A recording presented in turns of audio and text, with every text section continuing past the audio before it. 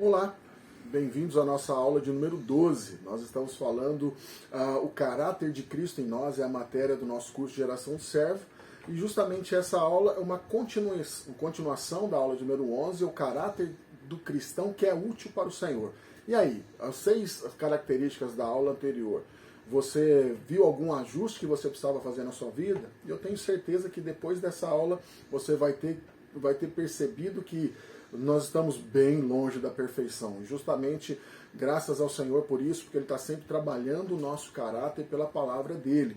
Então que você se sinta desafiado ao final dessa aula também fazer essa reflexão aí e descobrir todas as pontinhas soltas do nosso caráter, porque realmente esse é o nosso desejo, que nós sejamos, não só que nós tenhamos um caráter transformado por Cristo, um caráter igual dele, mas que nós possamos ser encontrados também úteis para fazer toda a obra do Senhor.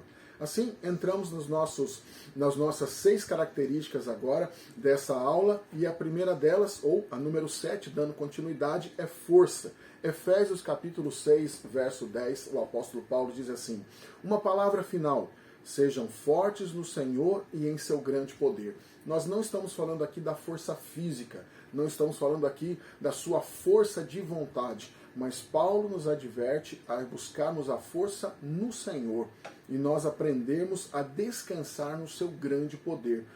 Justamente esse ensino vem ali logo anteriormente, quando ele começa a falar sobre a armadura do cristão.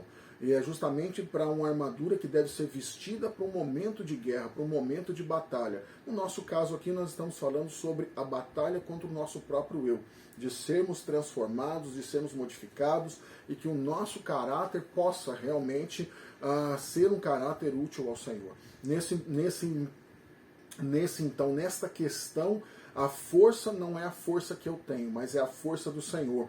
Porque a força, ela denota firmeza, mas não dureza. Porque ao mesmo tempo eu posso ser muito forte nas minhas convicções, mas eu realmente, às vezes, sou muito duro quando eu falo das minhas convicções. E não é disso que nós estamos falando. É aquela questão de você realmente ter uma motivação, uma decisão firme, né, de realmente você colocar todo o seu empenho naquilo que você está fazendo. Então nós precisamos ser nesse conceito pessoas fortes, mas não fortes em nós mesmos, fortalecidos no Senhor. Nós devemos ser determinados na nossa vontade, mas nunca duro de coração. Porque a força não significa que eu é que sei, eu vou fazer a minha vontade, vou fazer as coisas do meu jeito. É buscar com humildade no Senhor tudo aquilo que nós precisamos. Por isso que a chave é olhar sempre a humildade do Senhor.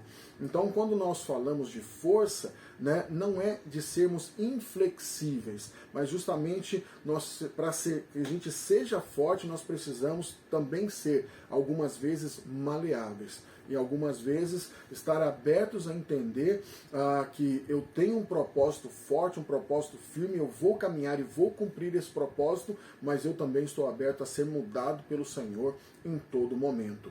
Né? Número 8, profundidade. Quando nós falamos de profundidade, fica um pouco difícil de definir esse traço de caráter, mas é fácil quando a gente olha o seu oposto. Né? Nesses nossos tempos, nós vamos encontrar diversas pessoas, você com certeza já encontrou pessoas assim, que são superficiais. São pessoas que são insensatos de natureza e que as opiniões delas não são confiáveis. Por quê? A pessoa que é superficial, ela não tem conhecimento sobre aquilo que ela está falando. Ela não toma tempo para estudar, para pesquisar. Há pessoas hoje que, infelizmente, na internet falam de coisas sobre as quais elas nunca estudaram, nunca leram um livro sequer. E se acham entendedores daquele assunto. Então, quando nós nos deparamos com pessoas que são superficiais, nós entendemos a necessidade de sermos pessoas profundas. E essa profundidade, ela vem da nossa habilidade de pegar um determinado assunto, meditar sobre esse assunto, entendê-lo, compreendê-lo, dissecá-lo mentalmente, para que então nós possamos realizar as coisas que Deus exige de nós, fazendo o que é necessário, não simplesmente fazendo as coisas de forma superficial.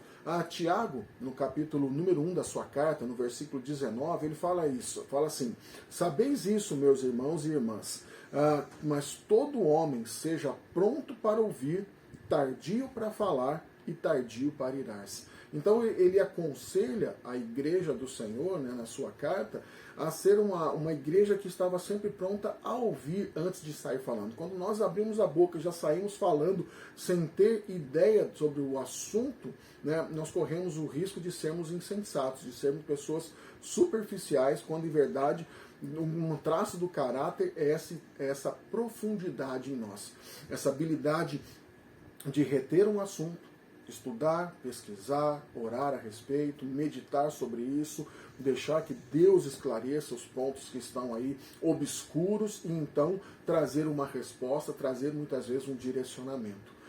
Esse traço, essa profundidade de caráter é algo realmente difícil de encontrar nos dias de hoje. Todo mundo tem uma resposta pronta. Que nós não sejamos assim, que nós sejamos pessoas que estão dispostas a buscar a profundidade no Senhor para falar às pessoas que estão ao nosso redor. Isso tem um pouco a ver com a característica de número 9, que é paciência. Paciência não é ser lento, paciência não é fazer as coisas de forma devagar, mas é saber que todas as coisas demoram tempo, até mesmo a resposta que nós precisamos dar às pessoas. Né? Os que esperam resultados instantâneos, quase sempre eles não realizam nada que seja significativo para o Senhor. O mesmo Tiago, que nós lemos agora há pouco, no capítulo 5, no verso 7, ele diz assim: sede, pois, irmãos, pacientes até a vinda do Senhor. Eis que o lavrador aguarda com paciência o precioso fruto da terra, até receber as primeiras e as últimas chuvas. Então ele pede que a igreja seja paciente até a vinda do Senhor e faz com isso uma comparação. O agricultor, quando ele planta uma semente na terra, ele sabe que no dia seguinte ele não adianta ele ir lá, ele não vai encontrar o fruto que ele está esperando. Toda planta ela tem um ciclo, ela tem um processo. Ela é primeiro plantada, ela é regada, depois nasce os primeiros brotos, depois a planta se fortalece, algumas delas vão trazer flores, e depois da florada é que vem os frutos, e claro, depois dos frutos é que virá a colheita. Todo esse processo demanda muita paciência, porque as coisas do Senhor, tanto como as coisas naturais, ela tem um tempo determinado para acontecer. Então nós precisamos aproveitar esse traço da paciência e colocar isso em prática em nós para saber que muitos problemas não podem ser resolvidos da noite para o dia. Seja um problema familiar, seja um problema na sua empresa, seja um problema dentro da sua igreja ou no seu ministério. Então, seja em qualquer circunstância, a paciência é uma marca que nos ajuda a compreender que tudo tem o seu tempo determinado. É o que Eclesiastes fala lá no capítulo de número 6. No capítulo de número 3. Nós precisamos saber que tudo tem seu tempo determinado. Às vezes nós nos decepcionamos com as pessoas, né? Mas quem é paciente, ela sabe e ela nunca vai perder a esperança.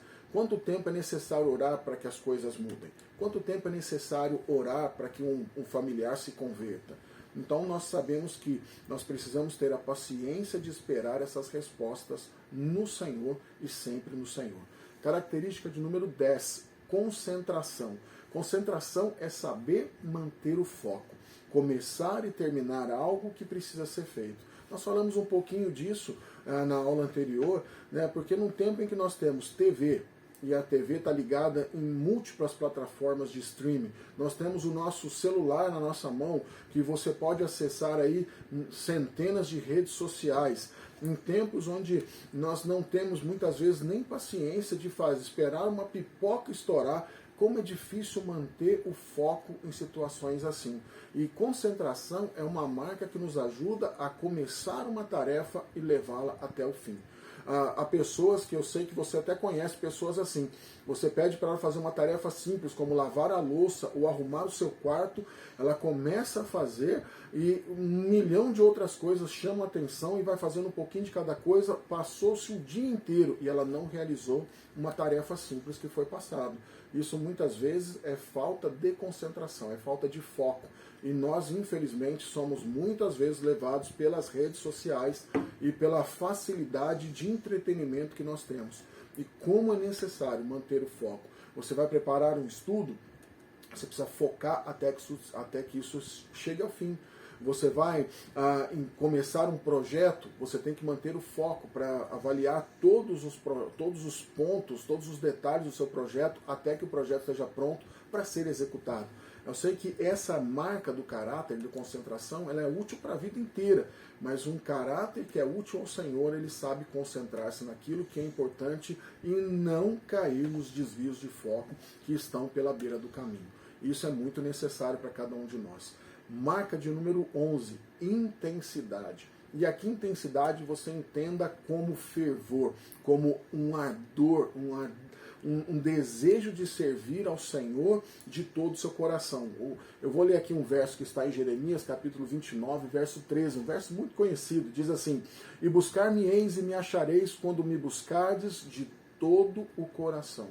Deus está dizendo que ele será encontrado por pessoas que o buscam de todo o coração. E isso fala muito ao nosso entendimento sobre intensidade. Né? É interessante que nós poderíamos até trocar essa palavra por comprometimento. Né? Só que se a gente for olhar a Bíblia de capa a capa, você não vai encontrar a palavra comprometimento. Então por que nós falamos tanto que você precisa estar comprometido com o seu ministério, comprometido com a sua família, comprometido com a sua igreja?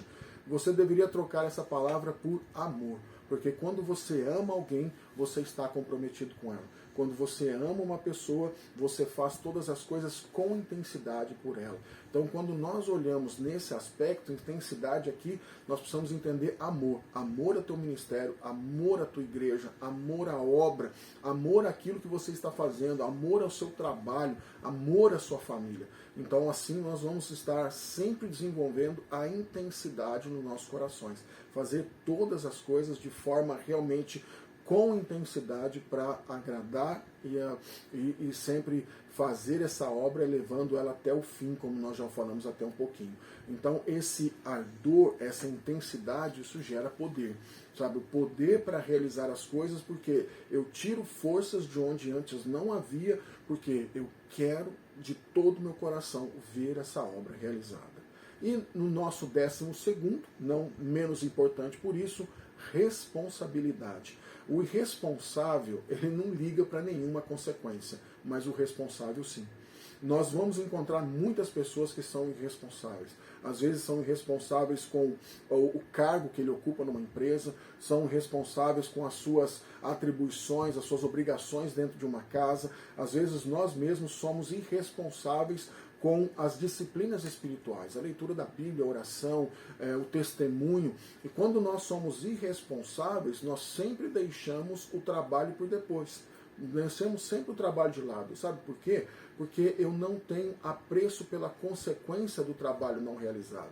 Porque se eu fosse responsável com o trabalho missionário, só para usar de exemplo, quer dizer que eu me sinto responsável por todas as vidas que estão indo para o inferno porque eu continuo de boca calada sem pregar o Evangelho. Então nós precisamos mudar a nossa forma de pensar e passar a sermos responsáveis. É um traço do caráter que Deus busca em cada um de nós. Olha só o que o apóstolo Pedro escreveu na sua carta, na sua primeira carta, capítulo 5, versos 2 e 3. Que cuidem do rebanho de Deus. Quem cuide do rebanho de Deus? Aqui ele está falando aos presbíteros, as pessoas que tinham ali a obrigação de estar realizando as tarefas dentro da casa de Deus. Mas aqui você pode colocar isso para qualquer situação. Se você está pastoreando a sua família, se você, como por exemplo, um empresário, tem um grupo de trabalhadores que estão debaixo de você, como um gerente, alguma coisa assim. Se você está dentro da igreja, no seu ministério, no seu grupo pequeno, se você está cuidando de pessoas, esse versículo pode ser aplicado na sua vida também. Então ele diz que cuidem do rebanho que Deus lhes confiou com disposição e não de má vontade. Não pelo que lucrarão com isso, mas pelo desejo de servir a Deus. Não abusem de sua autoridade com aqueles que foram colocados sob seus cuidados, mas guiem-nos com o seu bom exemplo. Então eu quero repetir uma parte que ele fala, não pelo que lucrarão com isso, mas pelo desejo de servir a Deus. Aquele que tem responsabilidade na obra, ele não faz aquilo por aquilo que ele vai ganhar. Ele faz porque aquilo é necessário de ser feito. Então o responsável, ele possui ele é colocado por Deus, né, para cuidar de pessoas e para cuidar do seu trabalho. E ao mesmo tempo ele assume as responsabilidades quando alguma coisa dá errado. Ele não fica procurando aí um culpado, um bode expiatório. Então nós precisamos também aprender a sermos responsáveis. E aí, dessas 6 características que nós falamos hoje: força, profundidade, paciência, concentração, intensidade e responsabilidade. Qual delas você precisa dar um ajuste também na sua vida? Eu espero que essa aula tenha sido bênção também, que você possa fazer essa reflexão e a gente se vê no próximo vídeo, em nome do Senhor Jesus. Até já!